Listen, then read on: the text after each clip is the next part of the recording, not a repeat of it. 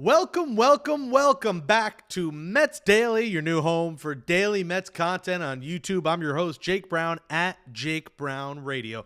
Make sure you smash that thumbs up right now on YouTube. We appreciate your support thus far. Every thumbs up helps. Every comment helps. And, of course, subscribe to Mets Daily. If you're watching this now and not subscribed, what are you doing? We're here every day for you, every weekday. If there's news on the weekend, we got you on the weekend as well. So hit that subscribe button. Share the channel with your Mets fan friends and family. Daily short-form content. The most we'll do is 15 minutes. We appreciate your support. We're a couple weeks in. We're over 760 subscribers. So thank you so much for making this happen. It's Monday, January 27th, 2025. Busy weekend in Mets land. Thank you so much for joining us. And it was so great to see some of you Saturday at Amazing Day. And that's where I want to start. Saturday was a grand success by the New York Mets. What a terrific job on the first ever Amazing Day. Now, they tried a fan fest in 2020. I wasn't there before COVID, but this seems to blow that out of the water. Essentially, almost every current Met was there. Juan Soto and a couple others didn't make it because their flight for the Dominican Republic was canceled, but almost every Met on this roster, outside of Jeff McNeil, which was intriguing, was essentially there. And every Met essentially from every era was there. And I thought it was so cool how wherever you walked, if you walked on the suite level, if you walked on Delta, Clover level, you ran into a Met.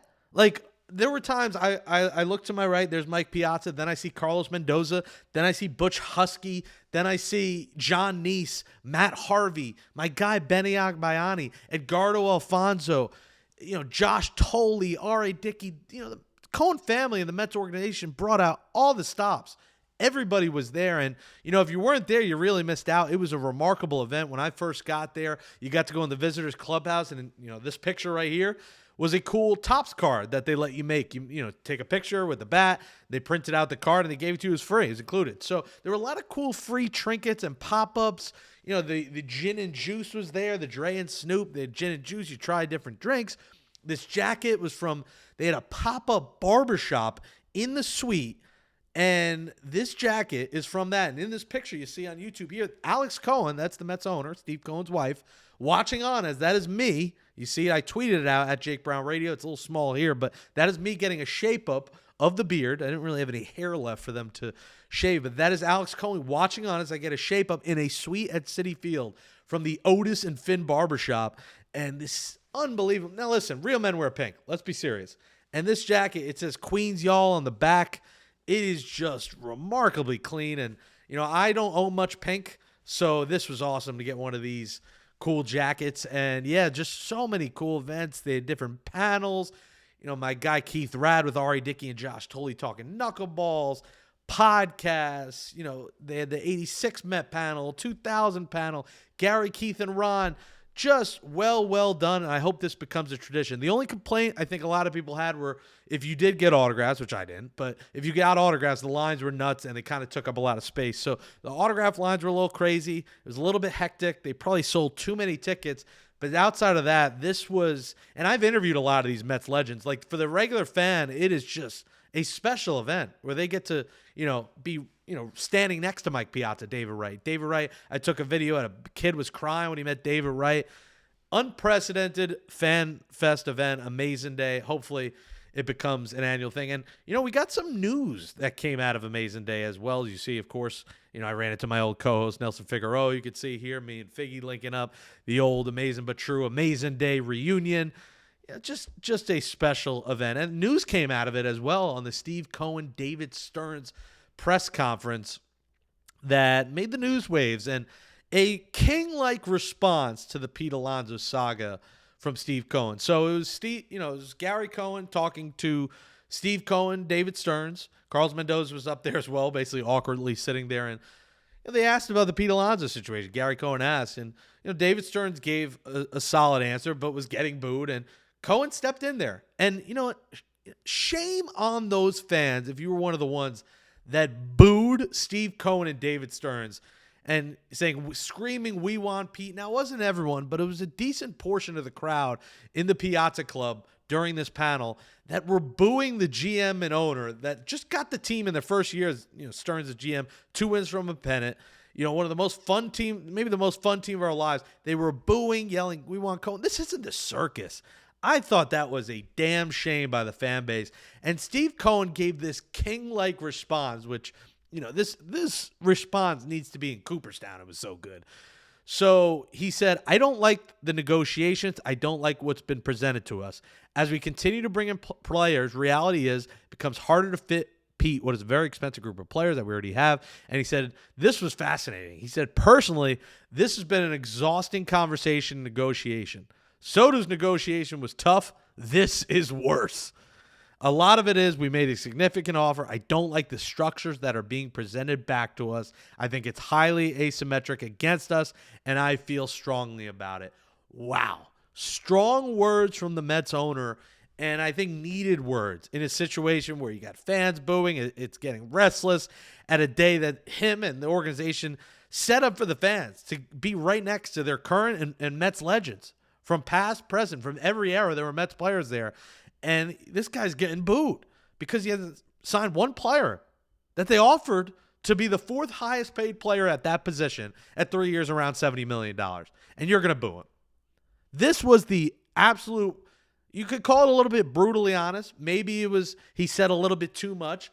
But just because the Mets have all this money in the world and Steve Cohen has this money does not mean he will be stepped on.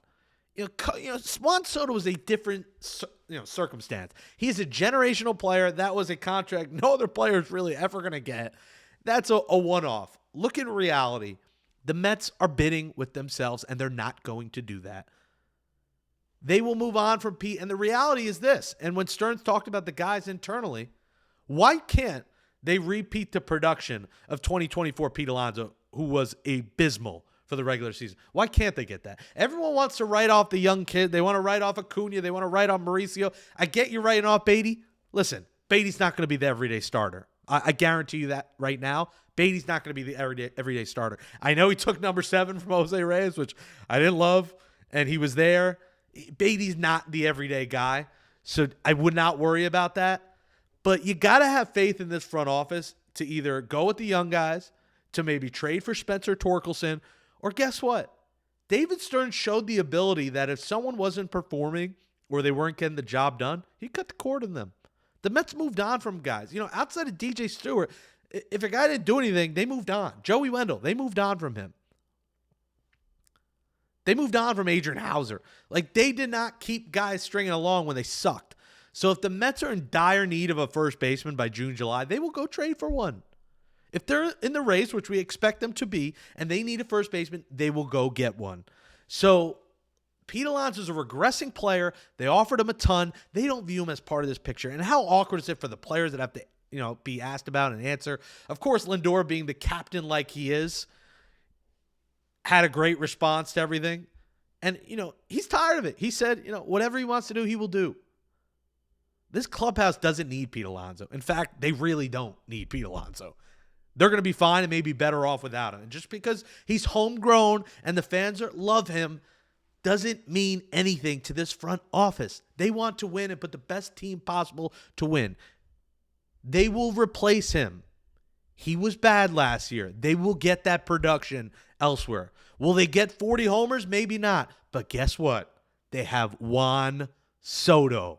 He will. And too many people want to overlook that Juan Soto was in this lineup, and they're going to get that power production from him. They're going to get that power from Lindor. They're going to get power production from Jose Siri, Alvarez, Nimmo.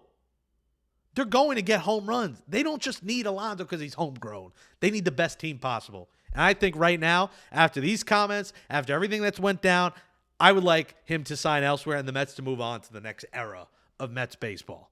That's what I would like, and I think it's the wise move. And I love that they said, hey, we're preparing to be without him. Let the fans know that. And listen, that doesn't rule out him coming back. If Toronto doesn't give him, a nice enough offer, the Angels maybe comes back for the price the Mets set.